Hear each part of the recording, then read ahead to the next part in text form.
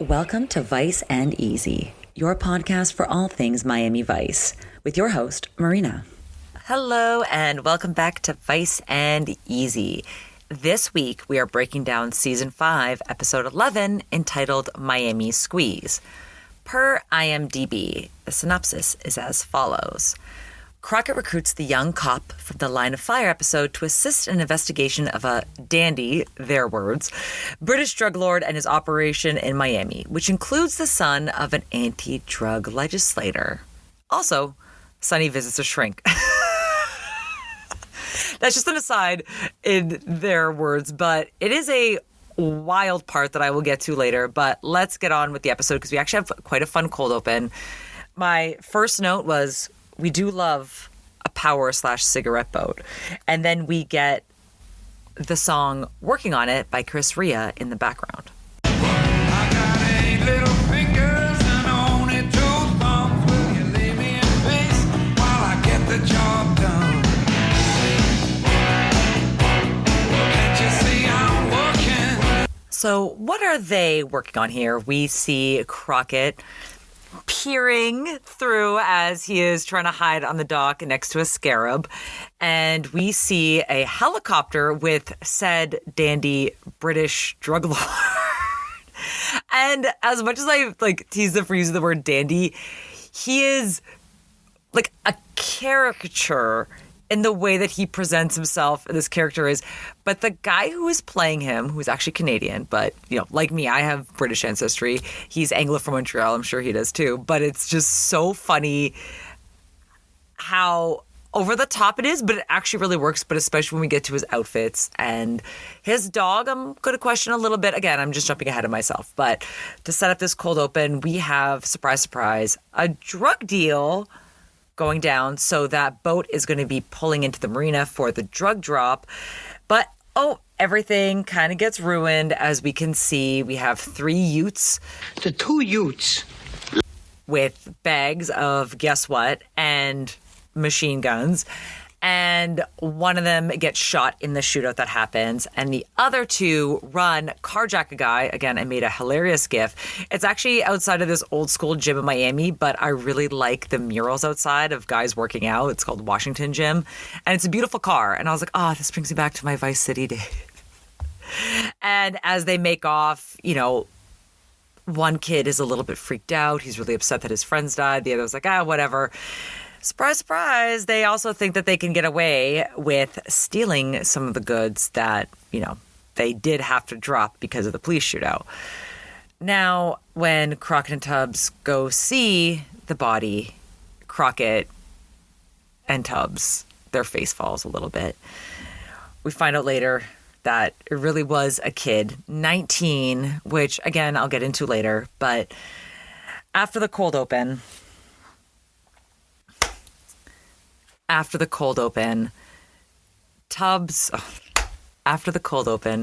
Castillo is meeting with the new police commissioner, who has an amazing voice. They're having lunch in a gallery. Begs a lot of questions about food safety. Where is this being prepared? Also, I guess you could make it work. It's a way to bring extra income into the gallery, but you also have to pay a lot of overhead for food spoilage, for staff. Yeah, so I really wonder how you make that happen. But you do see some penguins and a gorilla and some couches. At first I was making fun of my notes, what kind of janky house did they flip this over? But no, I'm going to, galleries, everybody needs to make money these days. And if you can flip your venue to do both, or that was always kind of my dream if I ever did open up my own venue, was something in the daytime and something at night. Even if you have workout classes in the basement and then you have a little bar upstairs or vice versa, it's true, you just always got to be making money. However, that aside, let's hear that wonderful voice that I was talking about. Understand you work for Congresswoman Woods. That's correct. He'd been working our re-election campaign for the past 6 months. His name was Miguel Santiago. Martin, Congresswoman Woods and I spoke yesterday. I gather you and she have never met. Perhaps it's time you did. I don't know if that would be wise, since one of her campaign workers is involved with trafficking. I think you would be impressed with this lady's integrity. Besides, she can certainly help our department with funding. Everything all right, lady?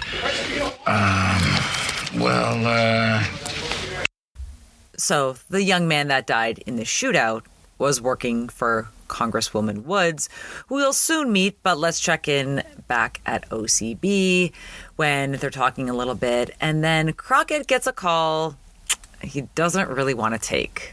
Doc, I got to be in court, you see, and how about if I call you next week? Detective, I thought you and Dr. Phillips had an understanding. She said you agreed to try a marathon session with me. Well, yeah, I did, but see, I'm kind of on this hot case right now. Detective, you agreed to take therapy seriously. If you don't make time for these meetings, there may not be any more cases in your future. Well, why didn't you say so? I'll see you at 2. Yeah, we're not that far removed from the whole Burnett arc. Like, it does make sense that he would have some kind of mandatory session. So I do appreciate that she brought it back to reality a little bit. They talk a little bit more about Congresswoman Woods and, you know, her stance against drugs and funding and the DEA. Apparently the DEA gets half of their appropriations from her committee. So she's kind of a big deal. But let's get back to our British drug lord. He is visiting Morales, who was the one who kind of set everything up until his delivery got interrupted. He has a dog with him, Edwina. Now, I am no dog expert. I enjoy a dog. This seems more like a boxer than a traditional English bulldog. Again, I just would have assumed Edwina, the dog, would be like a little bit more stereotypical British. I guess actually is a boxer British. I will Google this. Rarely do I get to gloat, but yes, I am right. The boxer actually originated in Germany, but I guess she could be half. She kind of has the mouth of a bulldog. That's a little derogatory. That's not a nice thing. She's not the ugliest dog, but she's not the cutest dog.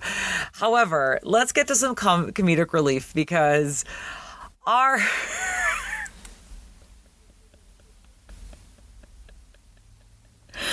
British drug lord Ross is very upset that his delivery was interrupted. And when he's asking where the stash went, well, Morales is like, well, you know, like the cops got them. They just had to drop it and run because, as we know, not all of the stash was left behind. He starts beating Morales with his walking cane. They said that they had to dump the stuff on the beach. The cops were after them. Oh, did they indeed? And you bought that? You know, Mr. Morales, I think what you need is an incentive to concentrate more on your job. An old-fashioned 6 of the best. If I wanted a small return, say a mere 300%, I might as well be distributing, what was it, Maury? Ladies Foundation garment. Precisely. Now, where do those kids live? Morales looks very familiar. He's definitely been on Miami Vice before. I can't remember exactly which episode. However, let's move on. It doesn't look so good for those kids now that this British guy with a beating cane is going to be coming after them. But let's get to know Congresswoman Woods because you'll definitely recognize her. She's watching over a tape from one of her last press conferences with a very waspy young man. I was really trying to ID this watch. I put up an imager if anyone can ID it. It looks super cool. It's a gold square, and it seems like the face is sunken in with a turquoise strap. Super cool. But again, just the sweater, the sunglasses, the big cell phone, the tennis racket in his hand. She looks great. Of course, Rita Moreno, she looks great in colors I wouldn't usually think would go together, which is this olive green and this fuchsia pink, but she looks like $1 million. However, as her campaign manager, he's not really on board with how she comes across during this press conference that we're watching. $1,000 per kilo. What does that tell you about our so-called drug program? And when my opponent... You see, you're out of control. You're too aggressive. It makes you look strident and unfeminine. I don't want you to look like the teacher scolding the children. Dan, I'm not acting up there. I know this may come as a wild notion to you, but I actually care about what I'm saying. Yes, of course, of course. We're just trying to maximize the potential of your full visual impact. Don't keep them from selling! But you're too emotional. I want you to bring it in. You cannot see the eyes rolling back into my head as he's saying this. I also wanted to interject when she's like, I'm not acting. I'm like, yeah, she's an EGOT winner. She embodies this. So famously, just to give a little recap, EGOT, Emmy, Grammy, Oscar, Tony. An EGOT winner is someone who has won all four. Very prestigious. The term was actually coined by our dear Philip Michael Thomas because that was his goal. Sadly, that never came to fruition, and he kind of got made fun of for it. But I respect a man who dreams big. We should all be dreaming big, no matter what. But yeah, she is the living embodiment of one. I think she is the only EGOT winner on Miami Vice. I will double check that, but I can't think of anyone else. It's a small group. And so back to the plot.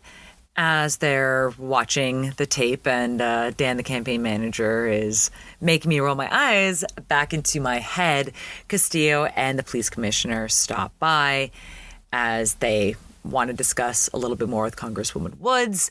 When Dan presses for more details about the case, Castillo obviously is reluctant to give more information. He's trying to protect the case. Dan keeps pushing. One here is entirely discreet.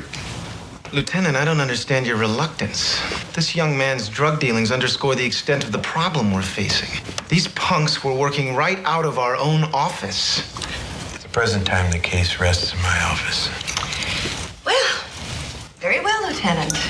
If you want to stand on some pro forma sort of ritual, that's okay with me, but I think I ought to remind you that I am the chairperson on the subcommittee on drugs. And I could be extremely helpful to your department. So, well, I think you ought to reconsider. Thank you very much. Bye-bye. Well, she does know how to throw her weight around the ring, if you see what I mean. Crockett needs some young blood for this case, since the kid who was gunned down was 19 years old. He needs someone young and hip. Oh, let's go check in with Joey. He's working for Vice now. He is fishing off the causeway in, it's not really a dress blazer, but it is a black, I want to say kind of like a teal textured blazer. Like it looks like a night blazer with a graphic tee and some boots and a beer bottle covered in a brown paper bag. But he's really excited. He really wants to get his feet wet and he's really excited for his undercover assignment. Crockett tries to bring him down to earth a little bit and remind him that, it's not just bravado or machismo. Like, it's a skill. And this actually really resonated with me or anyone else that's in, customer service or relationship management. This is really good advice. Wrong. You're trying to sell them on you. When you first walk in there, they don't know you. They're not going to trust you. The only way you're going to get over with them is to make them want to be you. You got to hypnotize them. You got to make them think that if they were you, they're going to be a little more hip than what they are. And you're not going to do that by smiling like Alfred E. Newman. You got that? You got it. All right, let's run it again. That's sweet. And it's nice to see Crockett in mentor mode. However, I was very critical of his parking job, and I made a gif of it because he just pulled over on the causeway, but there's no shoulder. There's no, parking space. So I was like, luckily you're filming. Some car's not just coming behind you at 60 miles an hour and clipping you. Now let's go check in with one of our other young bloods who, again, I don't know, maybe just because I'm out of touch, I thought he was doing poppers, which is, how do I explain this? Have I explained this on the podcast before? I'll do it again. VCR cleaner that you use. It kind of gets you high, gets you loose. It's very popular in clubs, and I've seen people doing it trying to be slick at the bar at 4:00 in the afternoon. But I guess he just has a little vial of Coke that he's just doing a hit of. Again, I just got a great gif of him in a giant orange oversized blazer with a cell phone taking that little hit. He's talking, his friend's a little worried, like they just lost their friend and now they're hoarding stolen cocaine. What could go wrong? Look, Morales will tell him we dumped the stuff on the beach. He'll think the cops got it. Relax, man. He doesn't even know where we live. I don't know. Still scares me, man. Louis, this is a beautiful situation. We'll find a couple of broads, we'll move the stuff, we'll be rolling sevens by tonight. I guess. Look, I gotta split, okay? I'll catch you later. Hey, Louis! Spoiler alert, he will not catch him later. So it turns out that DeMaria lives in this abandoned theater event space, ? Because I'm also assuming this is where the bar is that's in the upcoming scene. And then we see people making out in the seats and he tells them to get a room. But you'll see fabric kind of draped over, dimming the lights that come in naturally. So I'm very curious, what this kind of is, like a commune, a compound with a bar. So they have plumbing. I'm very curious. Now we get to see Joey in action. That action, though, is flirting very heavily with the bartender. They're already kind of holding hands, making googly eyes as he takes his lighter out, to signify the flame. DeMaria just comes, taps twice on the counter, and she just runs over with a bottle of whiskey and pours him a shot at the table. So luckily, he doesn't seem too jealous because the bartender is also kind of rubbing up on him as Joey's talking to him. Joey actually does pretty good in this scene. He's pretty convincing. Obviously they question whether or not he's heat, but he's slick. He's able to play it off. You're not into law enforcement. Oh, yeah, that's it. I'm 100% heat. The reason I bust so many people is my subtle approach. Yeah, like a cement mixer. So what are we talking about? We're talking about my list. Board-rich clients. In other words, customers. Oh, they grew up so fast. Joey did so well. He was just able to play it off, charm, and I took a photo when they're sitting down. It's just a breakfast of champions table. Joey's not drinking anything, but DeMaria's pouring himself another shot. There's a pack of cigarettes, a lighter, a cell phone, an ashtray, and just these glass blocks behind them with some primary colors. Also, it doesn't look like it's separate blocks that are primary colors. It kind of looks like it's just film, like a coating. Just yeah, that's the vibe. Also, unfortunately, that's the only clip I have of the song playing in the background, which is Hard Left by Glary Clayle and Tackhead. I'm sorry. I thought I had a separate clip of the song. Turns out I just had the conversation. Also, quick editing note. I'm just going to apologize in advance. My laptop is probably quite dusty. It keeps making that overheating sound. So I'm trying to pause when I can to give it a break. But if you hear that in the background, I'm so sorry. I will try to remove it in edit, but just an FYI. And like how I said earlier, that Louis was not going to see his friend later. When DeMaria goes up to his room, ? There's a mattress on the floor, so let's just call it a room. He is greeted by 2 British men and a dog. It is not going to go well. However, I will note I really like the way this is shot from below. So Maury, who is Sebastian Ross's right-hand man and very fond of Edwina as well, he's always taking care of her. They look menacing, even though they look kind of goofy with their very long pants that are not properly tailored. And then we see the kid just kind of looking freaked out. You can tell, it's just the way it's shot is really good. I really enjoyed it. Now, again, Sebastian Boss did not get where he is by being a dummy, and he knows the stash is here somewhere, and he's going to find it.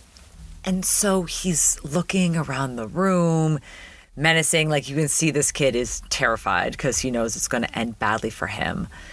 You can see in the gallery that you can find the descriptor notes of each and every episode of Vice and Easy that there's like a black sheet that's kind of curved. So like comes out a little bit, then it's probably nailed in, comes out a little bit, nailed in.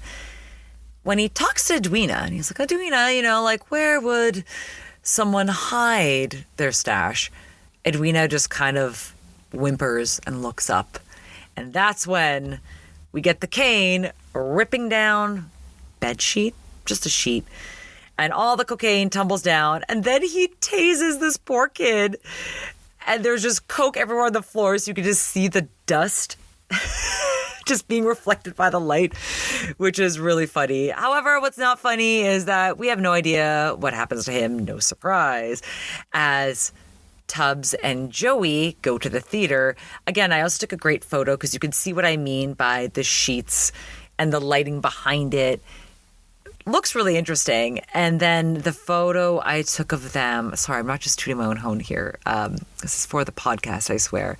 The photo I took of them, the light gets broken up by Tubbs's head, by Joey's head, by Tubbs's hand, and it's just a super cool effect. And they can see all the cocaine is there.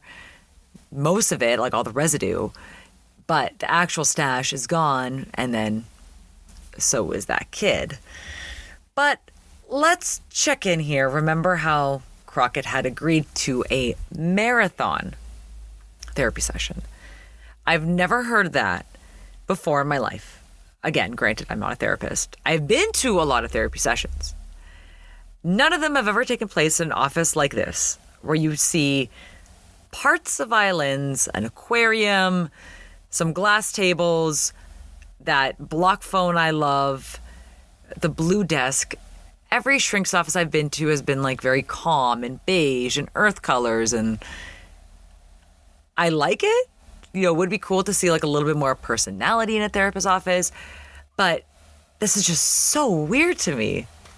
I ask you a question, you ask me a question, and I pay you. I ought to bust you people for running a shell game. Okay, here we go.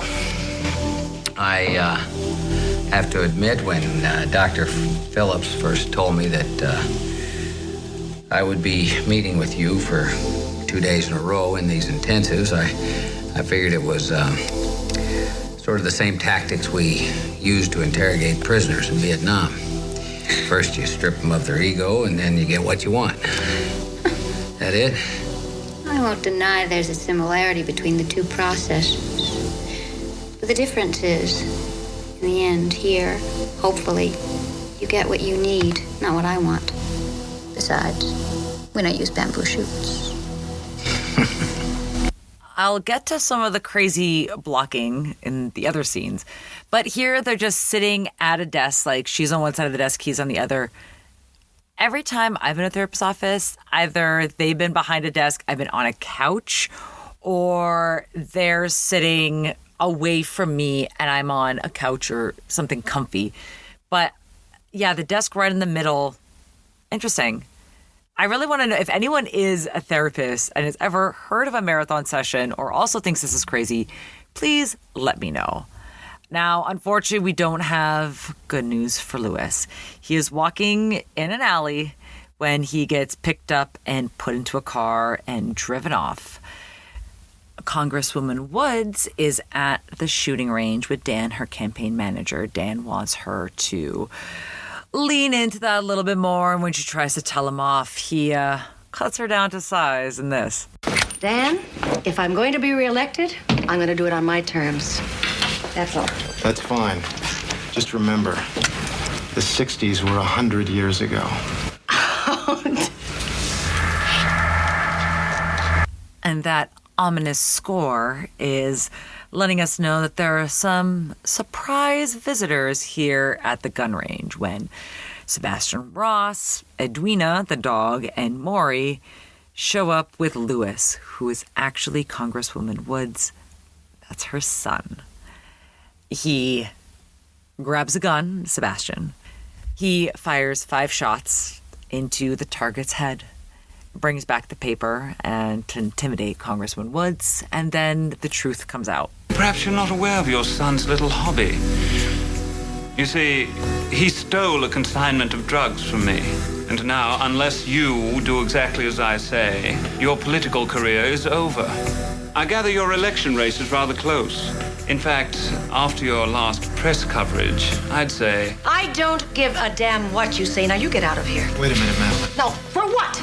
I should explain further. I don't want to hear any explanations from you. One of Lewis's partners in crime, a certain Mr. Di Maria, has already expired. Now, unless you'd like your son to join him...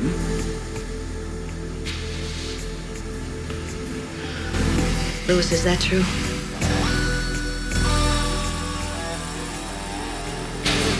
Oh, my God, Lewis. My God, Lewis. Listen, you. I am not going to be bullied by you. And you can count on that. Maybe we should discuss the matter, Mr. Ross. Your aide is a very bright boy, Congresswoman. Oh, don't worry. What we're going to ask of you is very simple. And now, why don't we all adjourn to the club room for a drink? They leave, and Congresswoman Woods and Lewis are there, and Lewis looks so despondent, and his mother is naturally disappointed and pissed off. And in the next scene, she's walking over to the helicopter with him, and they start to kind of get into it. He tries to deflect on her, and again, she rightly shuts him down. Wonderful. That's so typical. Typical of what? What are you talking about? You still don't understand, do you? You've never been there for me. You were always far too busy with your stupid career. Now, just a minute. At this time, when you have practically single-handedly destroyed my career, you stand here and expect me to understand that you think I'm a failed mother? I have every right to pursue my life and my profession. And do I have to remind you that I worked my way up in a field dominated by men, never once forgetting that I also had to be your mother? And where were you all those times? All those times when I was alone. It works two ways, you know. I'll tell you where you were. You were busy partying your fine silk shirts and tooling around in your fancy little car, afforded to you by my big stupid career. Exactly what is it that you've accomplished that's so terrific? Mom, you got to help me. You know what they'll do. Oh, well, she's right. But it's really nice that he's able to just kind of be vulnerable and to stop, just to ask for help. And they do share a very sweet moment where they hug right before she gets in the helicopter. Again, I love her outfit. Like, I'll talk about it later on in the episode. She is bringing her A game, as always, but definitely the stylist. Maybe she brought her own clothes on set because, she does look like $1 million. Let's check back in with Crockett, because this is where this blows my mind. I understand, you get antsy too, so you're walking around. The blocking is so weird, where she is kind of standing right up to his face, but he's facing away from her. He does look great, great side profile, Don Johnson. I get it, show it off. This is just such a weird therapy session. And then there's another scene where he's sitting down and then she's sitting down, but he's facing her, she's facing him. But again, they're both kind of looking away from each other. It is so weird. And I get it. It's for visual effect. This is why I'm talking about it. If it was just a regular therapist session where, he was just kind of fiddling with his watch. I remember my first therapist always had his watch, obviously to check for time and appointments. But I always remember him taking off his silver watch and putting it down on the table. Yeah, you can fiddle. I think it'd be cool to pace around a therapist's office. I don't think I have. I don't remember getting up and walking around. I get it. It'd be good to kind of get that out of your system.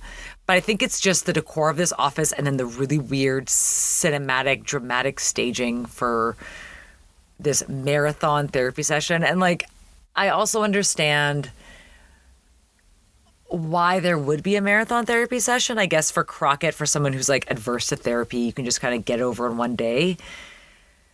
But you don't really get that same kind of camaraderie or relationship or to see if the therapist is a good fit. What if they're not a good fit? And then you're stuck there for hours. And if you don't do it, you lose your job. So I get it. That's very frustrating. However, moving on, here's the clip. My private life. I don't have one. Are you afraid to have one? Maybe. truth is, I'm a junkie myself.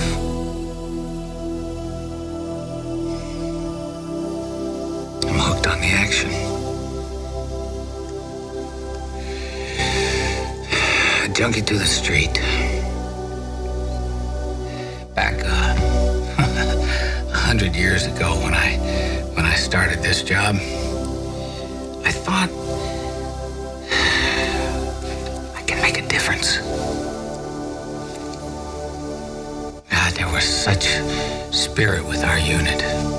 Between me and Rico and Switek and Gina and Trudy and the lieutenant. God, what a team. Wow, no mention of Zito? God bless them. They still believe in what they're doing.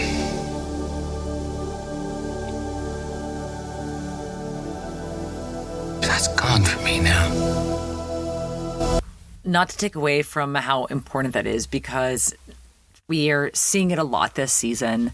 And I really want to credit the writers for slowly building up this arc of how this job is affecting Crockett. And we're seeing him make positive changes in his personal life, like being more available to Billy and spending summers with him and not letting his life revolve around work. You know, he was about to reject this therapist session until he realized, you know, like it will affect his career and that he has to start to balance both. And when he said that he has no private life, I was like, oof, that happens. And like that happens with everybody, where sometimes you just get so wrapped up in work and then you're like, wait, what do I like to do for fun? Oh, I don't get to do any of that fun stuff. Or I'm too tired after work. Or I just don't have the same desire to do the things I like to do. And it sucks. Like, work isn't our whole lives, but it dictates so much of how we live our lives. Yeah, I really enjoyed this. The acting of this scene, not anything else with the scene, as I've already gone through enough. But speaking of one-on-one, Castillo is going to be meeting with Congresswoman Madeline Woods. I like saying the full, title. It just makes her sound so fancy. Again, looking like $1 million in a white suit with gold accessories and a gold belt. They're meeting on her boat, and they're trying to get their relationship a little bit stronger after it wasn't really awkward on the boat, but they just wanted more information than Castillo was willing to give. So this is a nice kind of chance for amends, right? I hope. I just got wind of a cocaine shipment, which is to be delivered to Plant 31 tonight at 9 o'clock. 250 kilos. You interested? Yes.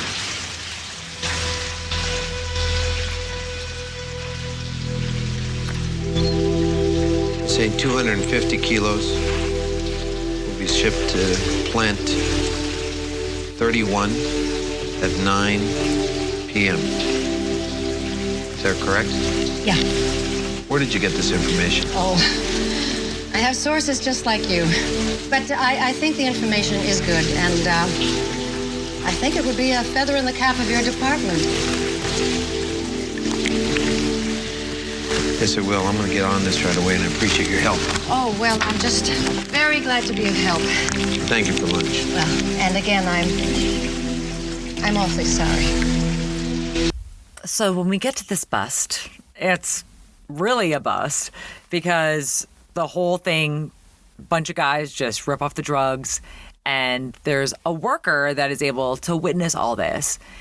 And when Vice arrives, they find a clip. They're able to match it to a gun, the gun that Sebastian Ross's team uses. And one of the workers points at Castillo and say, like, hey, that's the guy in the limousine. That's the guy in the limousine. And Crockett and Castillo just kind of brush it off.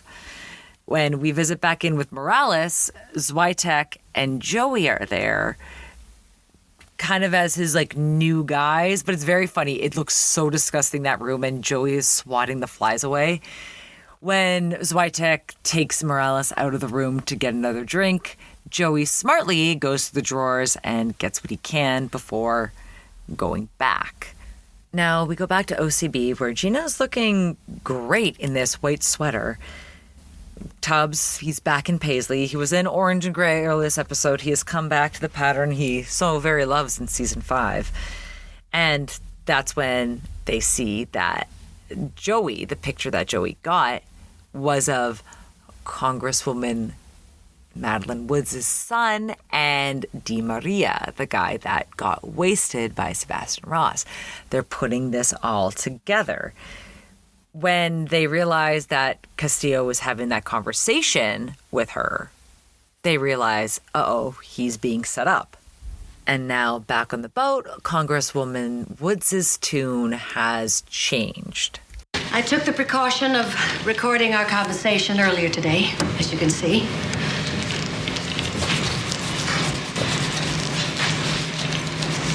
Why are you trying to set me up?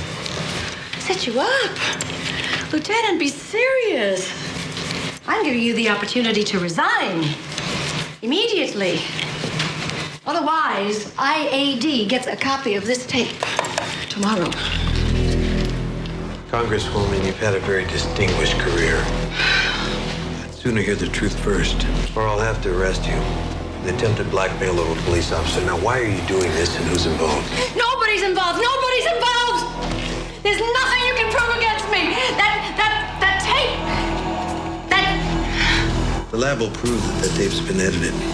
Also, keep in mind, at this time, her campaign manager is tiptoeing around the yacht very suspiciously. It'll be very easy to prove that Ross set up the drug bust. Why are you doing this? You don't know the kind of pressure I've been under. Castillo gets shot, and when Congresswoman Woods is freaking out her campaign manager, why would he do that? He starts getting right up in her face and saying, well, now that the setup has already been done. This was just how they planned. And that's when Crockett and Tubbs come in and arrest him. And I am going to kind of get on continuity. Sorry. Boy, I really hope somebody got fired for that blunder. That right after the shooting, when Dan, the campaign manager, is going over to the body and looks like he's putting the gun there, you can see that there's no blood, nothing. Again, Castillo's always in white and black. When Crockett and Tubbs come in, you can see the wound. So that was my little continuity nitpick. The next scene, they're rushing Castillo in the hospital. He's on a gurney, and he keeps talking about the tape. And then there's a great transition that I made a gif of the blue light, similar to the light in the theater and similar to Sebastian Ross's light. And that's when Castillo goes in for surgery, and OCB, Vice is just outside waiting. They all look really good, not to be shallow, but Trudy looks like $1 million in this outfit. And this is when Zwitek gives them some bad news about how the tape might be perceived. You're being grilled right now. I ran the tape. They recorded it on DAT, and they dubbed it to cassette on a digital editing system. Latest technology. No generation loss. We'll never be able to prove it's a fake. They can bring the lieutenant down and ruin his career. Oh, come on, nobody's gonna buy that crap. Maybe. Now, I've only ever heard about DAT this year. The first time I heard about it was on Yellow Jackets, when they're referencing the scientist who had the DAT tape in the 90s. And so luckily, Miami Vice Wikia also let me know that it stands for digital audio tape, and that it was pretty new in 1989, and it was supposed to be advanced technology, the equivalent of a compact disc for tapes. But as we all know, or everyone who's saying, what? Yeah, it was not as successful as they had hoped. Then we cut to Congresswoman Woods, who's on her boat, again, rocking a jewel tone, looking great in that green, when Crockett and Tubbs come in. And she's a really bad liar. When Crockett and Tubbs try to get a little bit more information from her, Crockett lets her know that they have a pic of Lewis and his friend Di Maria, who was fingered by Morales as being the delivery guys, and that Sebastian Ross is on them, and that they know what is going on. Then we get to a great interrogation scene where Lewis is acting super nonchalant. He has just lit the cigarette, like it is barely lit. And Crockett just rips it out of his hand and throws it against the wall, which is very funny. Good thing it's not actually lit. And also, like, season 1 Crockett would never do that to a cigarette. I was a misguided youth, and I draw 5 years probation. So what? I'll tell you so what. If the lieutenant dies, I'm gonna clear my desk of all my other cases. And I'm gonna spend all my waking hours making sure that you fry for the murder of a cop. You dig, punk? No way you can make that stick. You wanna bet your life on it? Morales already tied you to Ross. What you're looking at is 25 to life. No way, man. My mother will eat you too like dog meat. No, she won't, Lewis. Woohoo! Just in the nick of time. And no, she will not put up with that. And she does tell Crockett and Tubbs that she thought about what they said and that she does want to do the right thing and that she will help. She just wants to make sure that they're protected from Ross. They say that they can protect her, but we all know that comes with a certain caveat. And surprise, surprise, she's going to be meeting with Sebastian Ross. She's also going to be telling him something different than what actually happened. I really enjoyed this scene because it very much situates itself down in the South. You can see the fan blades slowly rotating above because you can see it in the shadow work. He, again, is dressed so stereotypically British, like, again, vest, tie, dress shirt, very puffy dress shirt, I might add. Not like the Seinfeld puffy dress shirt, but dress shirt. She's again wearing a beautiful jewel tone, the same outfit that she was wearing at the shooting range. And she's come here to deliver the news. About an hour ago, Lieutenant Castillo died of his wounds. What a pity. Well, frankly, I'm very upset about it. I feel terrible. Please, no tears. I can't bear the sight of a woman crying. Have no fear, Mr. Ross. A glass of port, perhaps? No, thank you. You're letting your conscience get the better of you. As you know, I had misgivings about what occurred here, but under the circumstances, I think things worked out rather well. Except perhaps for Mr. Shaw. And we'll be providing him with the best defense money can buy. Sebastian wants to, raise a toast to him as Maury and Edwina come back from some exercise, and they continue to talk when things start to go awry. You must think of Lieutenant Castillo as a tariff barrier. One that had to be eliminated.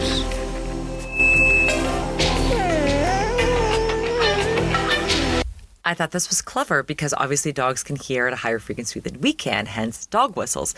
So the fact that you can hear that kind of frequency in the background, that feedback, that's going to be with Edwina tenfold. Unlike you see. A firm believer in free trade. Are you too warm? This was most unwise. And that's, again, the gif I made of him tearing off the lapel, discovering the wire underneath of her blue blazer. And obviously they start freaking out and guns are drawn. We see Tubbs and shots are fired as Ross takes Congresswoman as kind of a human shield. And then we hear a dog whimpering. Edwina is down. Oh my God. Oh my puppy. You okay? Well, call an ambulance. At once, can't you see she's hurt?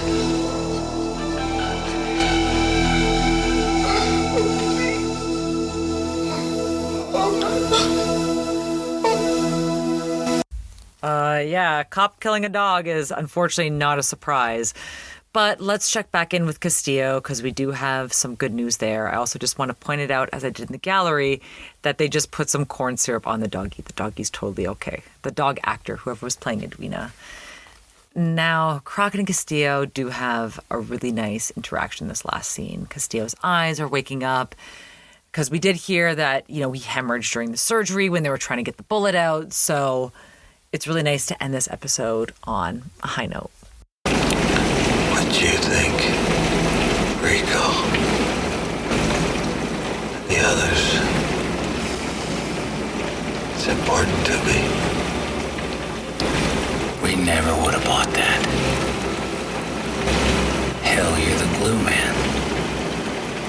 You're what holds us together. You're always there for us, Marty. And I want you to know, we're always there for you.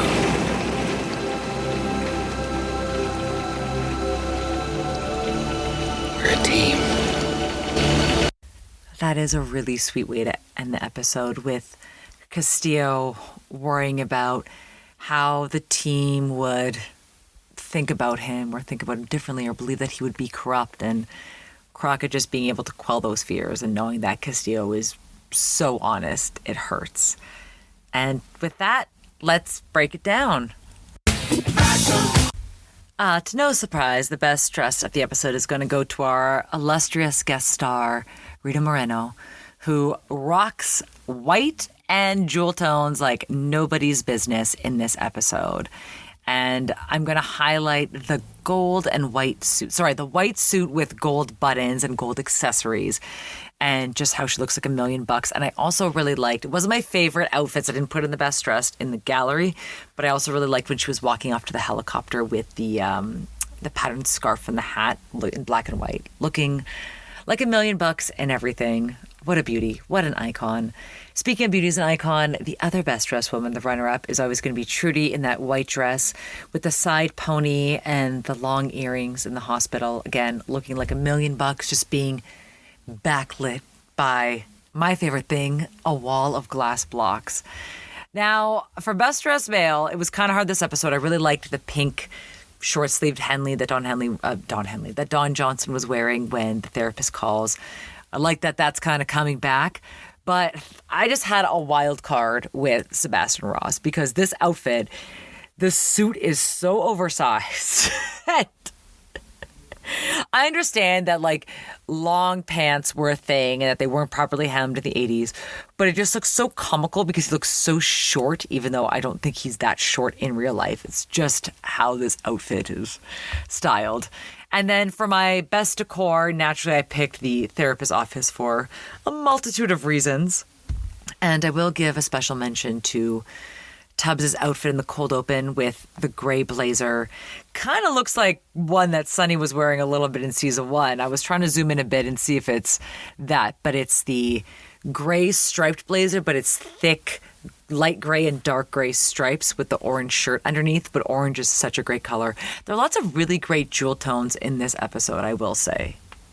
And as we hop on over to music, I will say I did like Tim Truman's score this episode, because it did take me a while to realize what was happening. So maybe I do like the score, but I was kind of led astray in the scene where Congresswoman Woods is, say that 10 times fast, her wire was going awry and started, giving a little bit of feedback and getting that higher frequency, which was, tipping off Edwina that something was amiss. That the score also had like a higher pitch to it. So I just thought it was part of the score, and it only kind of dawned on me, obviously, when he rips it off. But yeah, I guess maybe that was part of it, to kind of, distract you. But the two songs that we have on this episode are Working on It by Chris Rea, that was in the open, and Hard Left, that I didn't really get a good clip of, I Do Apologize, by Gary Clayle and Tackhead. So it's kind of not really exciting, but I guess we're going to give it to Working on It by Chris Rea. It just also kind of like fit the theme, and, I do love a song paired with footage of a boat going through Miami. Now, there's a little bit of Vice Tea in this episode, and it's Vice Tea I'm hesitant to bring up, but I'll do it anyway. Now, Rita Moreno, she's an icon in her own right, and there's so much to cover that I will do no justice of covering here. But what I thought was really interesting is that because the guest star was also in Stand and Deliver and also in American Me with Edward James Olmos, it reminded me of the story that I heard. I'd never read Danny Trejo's book. I've heard it's very good, his autobiography. But I listened to a podcast that covered it, and I remember hearing the story, and I'd also heard about it just, in the gossip world, that Danny Trejo does have beef with Edward James Olmos because on the set of American Me, they had consultants. They were talking about, gang life, and they had real life people who consulted the movie that were involved. The beef between them is that apparently Edward James Olmos took some liberties with characters they were portraying in the film that were based on real life gang members who Danny Trejo kind of warned him that they wouldn't be happy about that. And as a result, multiple consultants who worked on the film were later killed. I've read the number 3. I've also seen the number 10. And I'll just leave it there. I will try to source an article like he's talked about in his book, so it's not like it's a secret. But I just always think of that.